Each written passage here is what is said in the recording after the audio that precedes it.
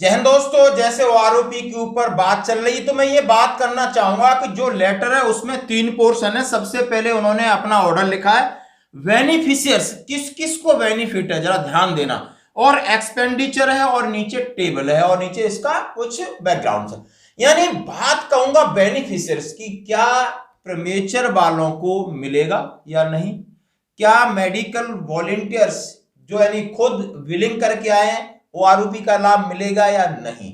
यदि नहीं मिलता है तो बहुत बड़ा सेटबैक है, ड्रॉबैक है प्रीमेचर आने वालों के लिए, इन फ्यूचर भी फिर नहीं मिलेगा कभी। और दोस्तों इसमें क्या लिखा है मैं वो बात करूंगा, और मैंने अभी पीसीडीए में बात किया, उन्होंने क्या बोला मैं उसके बारे में बात करूंगा। मैं उनकी ऑडियो आपको सुनाऊंगा, जरा सुनना। बताइए क्या आपका क्यूरी था ओआरओपी 2 से रिलेटेड। ये है कि ये बोला है कि प्रीमेचर रिटायरमेंट का रिवीजन नहीं होगा। प्रीमेचर रिटायरमेंट की परिभाषा क्या है? 15 साल के जो नीचे वाले उनको बोलते हैं, या जिनकी टर्म्स ऑफ सर्विस जैसे हवलदार की 24 साल है यदि वो 20 साल करके आया उसको बोलते हैं प्रीमेचर। सर देखिए, अभी इससे रिलेटेड फिलहाल अभी हमारे पास कोई ऐसा अपडेट नहीं आया है, ठीक है, कॉल सेंटर के पास। थोड़ा वेट कर लीजिए, हमारे पास भी आ जाने दीजिए, ठीक है। कल अभी इसका अनाउंसमेंट हुआ है ना, तो हमारे पास अभी इससे रिलेटेड कोई लेटर नहीं आया, ठीक है। जी मैडम। अभी इसका सर्कुलर बनेगा तो आपको जानकारी दे दिया जाएगा, ठीक है।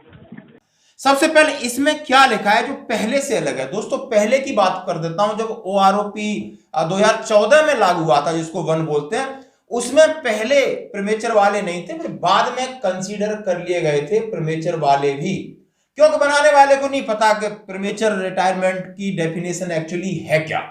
अब इसमें जो लिखा है जरा उस पर ध्यान देते हैं। बहुत सारे लोग हमसे सवाल कर रहे हैं कि नहीं मैं हवलदार रैंक था, मैंने 24 की जगह 22 आया तो मेरे लिए एप्लीकेबल है या नहीं। मैं नायक था, मैं 16 साल में आया। मैं जेसीयू था, मैं 22 साल में आया। बिल्कुल सवाल बनता है और इस सवाल का जवाब भी बहुत जरूरी है। पीसीडीए ने क्या कहा उसको बाद में आपको सुनाते हैं, पहले देखिए।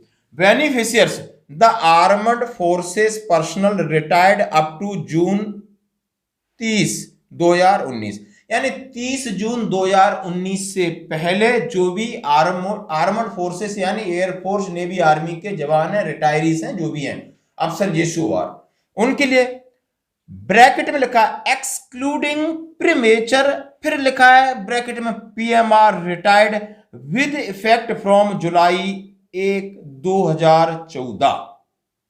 ये ब्रैकेट में लिखा है will be covered under this revision more than 2.13 lakh including over 4.452 lakh new beneficiaries, armed forces pensioners, family pensioners will be benefited. Pension for those drawing above the average shall be protected. The benefit would also be extended to family pensioners including war widows and ये अब आपकी जो pensioners हैं. Arrear will be paid in 4 half yearly installment.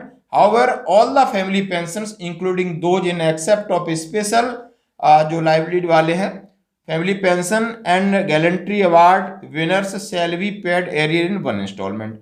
अब मैं बता देता हूं कि किसको मिलेगा और कैसे मिलेगा। अब इसमें जो सीधा लिखा है कि जो पीएमआर वाले हैं जुलाई 2014 विद इफेक्ट फ्रॉम, उसके बाद के जो है उनको नहीं मिलेगा। ये सीधा कह रहे हैं, सीधा कह रहे हैं कि 1 जुलाई 2014 के बाद प्रीमेचर। अब प्रीमेचर की डेफिनेशन पीसीडीए क्या बोलता है वो हम बताएंगे। अभी तक जो हम समझते हैं वो यही है कि जो अपनी रैंक की पूरी सर्विस करके नहीं आते वो प्रीमेचर है, और जहां तक लग रहा है यही इसका मतलब निकल के आ रहा है। और क्या है बाकियों को उन्होंने बताया 25.13 लाख इंक्लूडिंग 4.52 लाख नए लोग हैं, सब मिला के इतने लोग हैं। और 4 इंस्टॉलमेंट दी जाएगा 6 मंथली, और जो वार विडोस हैं और दूसरे स्पेशल पेंशन वाले उनको एक मुश्त रकम दी जाएगी। ये है बेनिफिट का मामला। अब मैं बात करता हूं, आपको सुनाता हूं कि पीसीडीए क्या कह रहा है। तो जो मैंने कॉल लगाया उनसे मैंने पूछा मैडम ऐसे ऐसे, उन्होंने बोला आप कौन है। मैंने मेरा जेसी नंबर ये है, मेरा रैंक है, मेरा नाम है। मैं ये चीज जानना चाहता हूं कि आपके कागजों में प्रीमेचर की डेफिनेशन क्या है। यदि मैं सूबेदार हूं, यदि मैं 28 साल सर्विस किया है, यदि मैं 26 किया है, तो क्या मैं प्रीमेचर हूं, या 15 साल जो सर्विस करके ऊपर हैं वो सारे पेंशनर है, 15 साल के नीचे प्रीमेचर है। बोला इस संदर्भ में आप OROP 1 के संदर्भ में पूछ रहे हो।